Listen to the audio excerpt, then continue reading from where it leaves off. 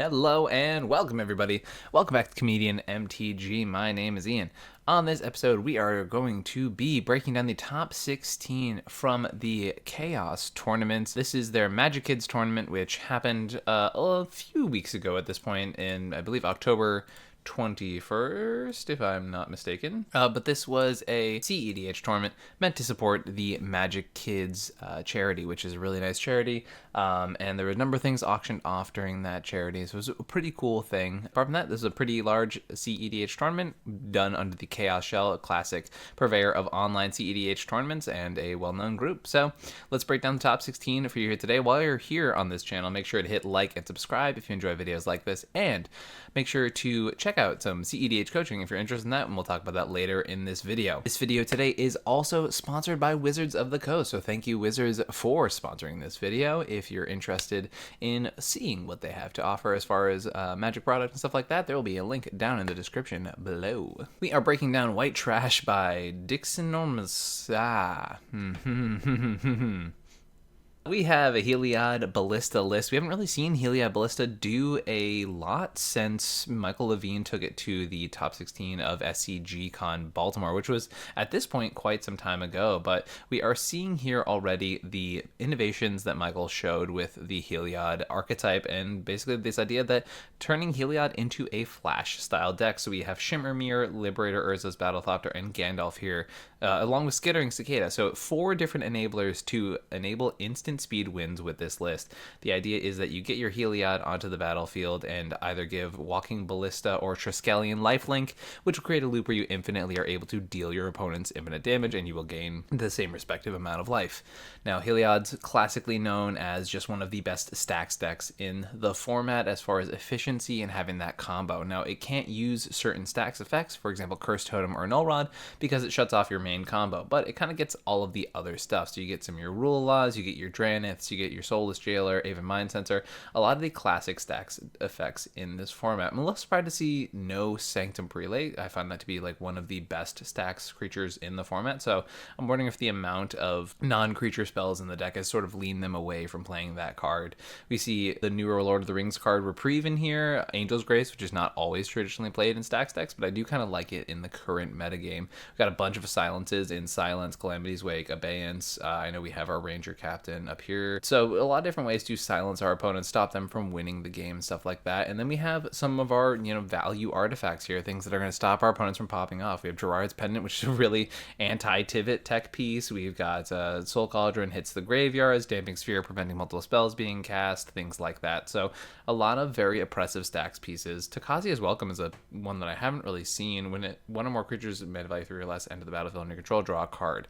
And honestly, a pretty solid thing if you're playing a bunch of hate bears that are going to then turn into cantrips. That's pretty sick. Heliod lists are definitely trimming down on lands out of 28 lands, which I find pretty surprising. But, able to trim down on lands and still put up pretty consistent results here. I mean, it is playing 20 artifacts, right? So that part of the game plan is pretty consistent as far as that's concerned. Definitely seems like artifact hate is something this deck suffers too, but so do a lot of decks in the format. But congrats to our pilot here for taking a deck that has not been played in quite some time. It's been a list I've actually wanted to try out in the current metagame, so congrats to our pilot for taking this to the top 16. Now we have Timna Halana Turbo Hulk by Jimmy S17. This is a list, once again, that traditionally was associated with Gustav back in the day, and we have another performance here from this Timna Halana Hulk deck. Hulk is a strategy that people are really kind of looking down on nowadays, but able to consistently make some top 16s here with this archetype. This list definitely having a few more ways to get that instant speed Hulk sacrifice after binning it in the graveyard, and a few control pieces here like Yawgmoth, Thran Physician, stuff like that to be able to control the board, along with Orcish Bowmasters as well for your opponents. I think Collector Oof is probably a big part of this plan just because it's one of the few decks in the format that can operate underneath an Oof. So being able to have that game plan going is pretty strong. Now, a lot of people were talking when Samwise was printed about the Samwise Cauldron Familiar line, but that is actually non-existent in this deck. So it seems like a lot of the classic Revelark, Karmic Guide loops with Safi and things like that are the preferred ways to be able to actually win the game. And I know Bowmasters adds a few different loops that you can add with Revelark and things like that. So definitely a few different lines than there have been traditionally in this Hulk list, but it's really sick to see this archetype has not died and that, people are still able to take Hulk to a top finish here in cEDH in the year 2023. We got Mostra with the Blues. This is a Tymnacron blue farm list. Some of the, unique choices here, we're seeing Lavinia in the 99, Talion being chosen for one of the creatures, which is not always the most commonly used piece in this deck. Beseech the Mirror is actually not one that most blue farm lists are running nowadays, or at least not the ones that have been performing on top level, just because of the fact that it's a little bit harder to find that sack fodder. Blue farm tends to be a little more on the controlling side. We also have 2 wheels here, and one of the most unique pieces being Supreme Verdict. Definitely one that I know I've heard people talking about, but no one's actually committed to really until this point. So Supreme Verdict, definitely uncounterable. Board wipes do work, and it's pretty strong for that reason. We have, no use of alternate win con adjacent things like our Peer into the Abyss or Bolus' Citadel. None of those are present in this deck, but we have our Adnaz win con, we have our Underworld Breach lines, only 15 artifacts here, including the One Ring, so definitely a lot more of the draw engines in this variant of Blue Farm for sure. Sinful cEDH Urza King Blue by Salgus12311. This is an Urza deck. Definitely some unique stuff in this version of Urza for sure. We have the Shimmer plan that we were just talking about with Helion, which is not traditionally played in Urza. We have this new Drafna, which I'm not really sure what Drafna is doing in the deck, but definitely adds a lot of utility for sure. Puts, makes copies of artifacts while they are on the stack. And I guess if you're flooding out in Urza, it's pretty easy to be able to combo off there. But I have a feeling that there is a combo that I'm not seeing in this version of the deck. I know, for example, it can, if Phyrexian Metamorph becomes a copy of Dockside, this can return that back to the hand. So maybe that's a Dockside loop that way, or if that's not the intended purposes, I'm pretty curious about that. Displacer Kitten, love seeing it in the 99. Reality Chip, these are kind of the reasons you play this non-polymorph version of Urza, so you're able to play a lot of these value creatures in the 99, and being able to flash in your artifacts and not have them feed Dockside during your opponent's turns, but then have them flash in so you have them ready and available to be used in your opponent's turns is really, really solid. Pretty classic. We have the 27 artifacts here. This version using Rings of Bright Hearth, which is not always used in a lot of these Urza lists, but able to go off with Basalt Monolith and not Grim Monolith, I don't believe. But yeah, Basalt Monolith combos are pretty strong there, and making Infinite Mana with Isochron Scepter. I believe there's probably also a power artifact in here as well, and then having all these different ways to make your Infinite Mana to be able to convert that Urza value to an actual win is pretty solid. I think Urza is definitely also one of the best manifold key decks that be actually able to use the One Ring in a very broken way, and same with Unwinding Clock as well. We have El Dorito here with Simic for Idiots.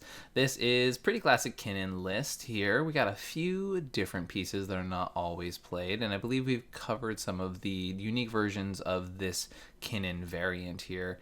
Some big ones here are Conqueror's Flail, which is definitely not a common piece in Kinnan, but having a Grand Abolisher that once again is very easy to play in Kinnan. Kinnan is able to very easily use a piece like Conqueror's Flail because you have an abundance of mana lying around. The big downside of Conqueror's Flail is that it's normally 4 to get the ability online, but with Kinnan it's not really that much of a problem, so I actually really like that tech. This one is on the shared summons lines, which I'm definitely on the minority and still playing those, so definitely cool to see the shared summons still in this deck, and the ability to win with Trophy Mage and Phyrexian Metamorph off of that. Tidal Barracuda, very sick inclusion. I'm definitely curious to hear about why Tidal Barracuda is being played in this current version of the deck. I feel like it's really interesting. Obviously, it is Grand Abolisher during your turn, and we just talked about how 4 mana is a very achievable mana value in that space, but curious to hear if there's any more thoughts on that. I also find it very interesting that a lot of the mana dorks in this deck have moved up to the 2-drop slot. So we have Armored Scrapgorger, Bloom Tender, Incubation Druid, Paradise Druid, Sanctum Weaver, and Sylvan Caryatid. So this version of Kinnan having a lot of 2-drops that make mana, and making sense that they are down to 25 lands because half of the permanents in the deck just make mana. Also, these all go off with Freed from the Real and Pemenzora. So most of the creatures that we just talked about, being Bloom Tender, Incubation, Paradise, Sanctum Weaver, and Sylvan Caryatid, all work with Pemenzora and Freed from the Real. So just adding another combo to Kinnan is definitely very decent. And also Birds of Paradise able to go off with those as well. So a lot of ways to go infinite with this version of Kinnan.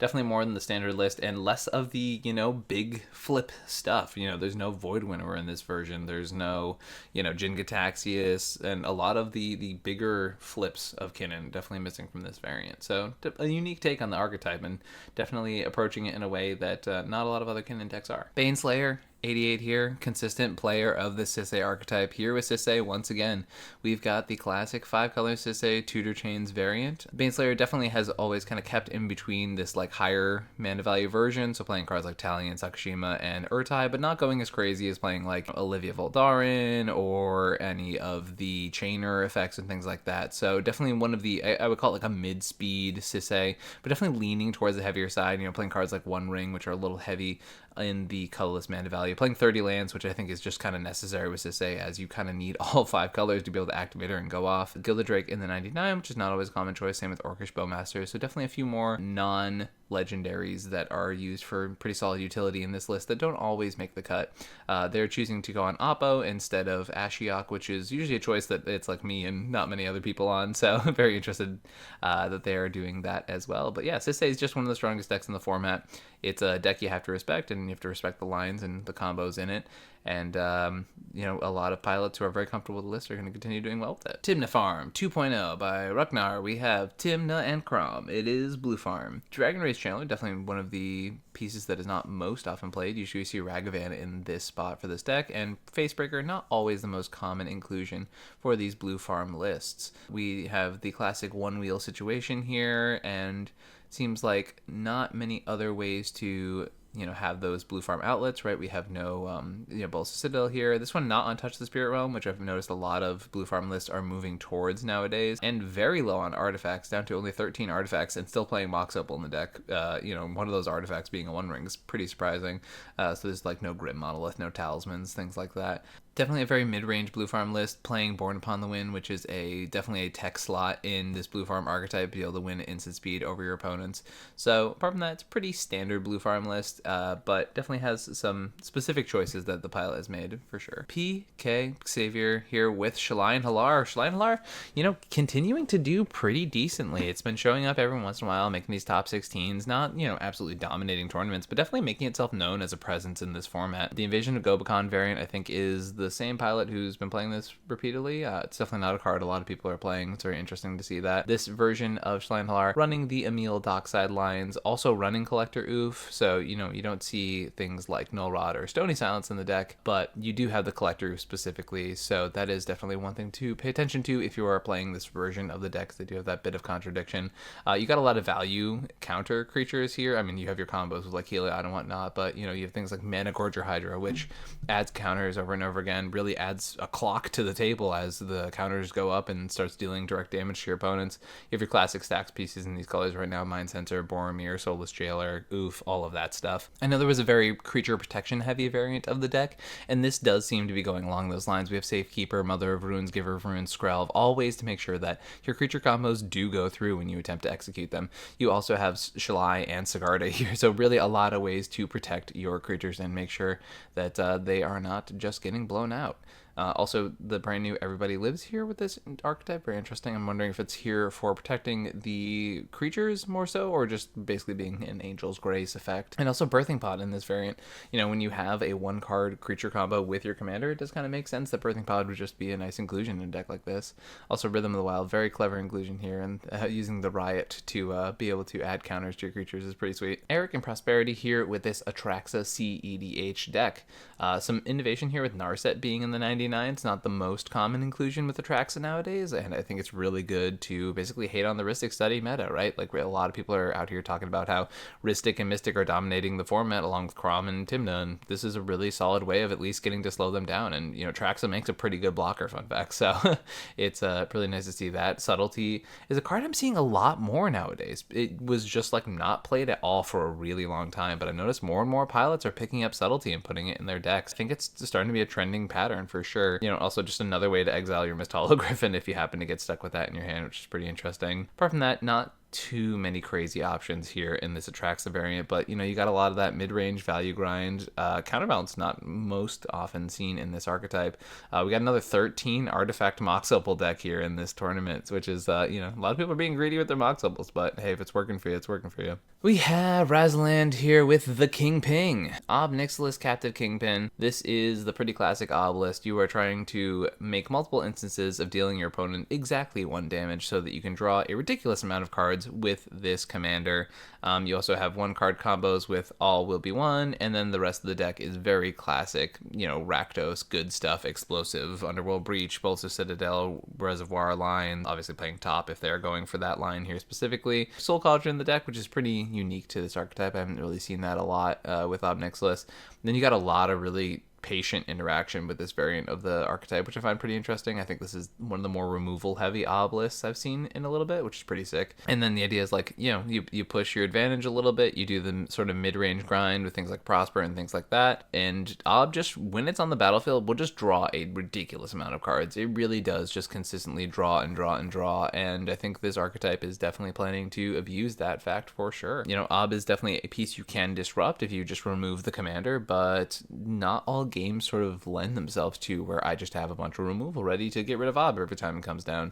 So that's where situations where this deck is going to do really well. We have Subscribe to Move to Crombat on YouTube by Dom F. This is iCrom, and they also made a top result, at least one other, maybe two others, with this deck recently. This is a, Crom Ikra mid-range ad nauseum list, right? We have a lot of the explosive Crom Ikra stuff. We've got ad nauseum in here. This is also up here in the Abyss list, using Culling Ritual probably to one of its best effects. Definitely curious about the choice not to play Citadel if you're going so hard into this archetype, but it also makes a bunch of sense too. Yeah, this is basically like if you took the best cards from Blue Farm and removed the white from them and added green, that's kind of what you get in this archetype. You get more consistent ways to tutor Dockside. This is a 28 land list, so basically the exact same as most Blue Farm lists. And you lose the ability to play Tymna, but you get things like Tinderwall, Elvish Spirit Guide, all of these mana dorks here, a bunch of different ways to tutor Dockside, Culling Ritual, which is the big one for sure, and you actually get crop rotation as well, and I'm wondering if there's any really big payoff for crop rotation, but Emergent Zone is the big one I'm seeing. Obviously being able to win at instant speed over the top of your opponent's win attempts is very solid, so